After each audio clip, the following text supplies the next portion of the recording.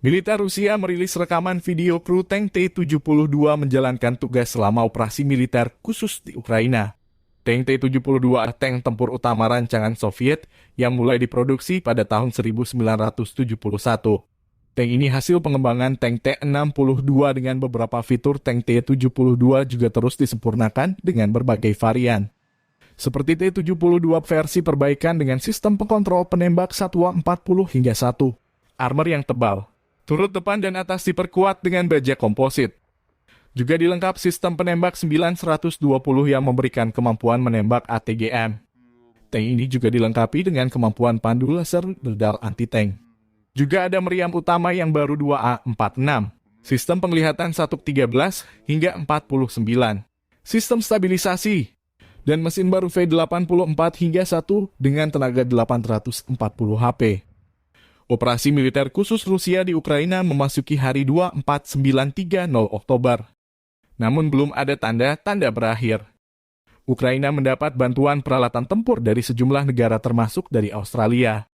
Baru-baru ini Kemenhan Ukraina merilis bantuan 30 kendaraan tempur Bassmaster dari Australia.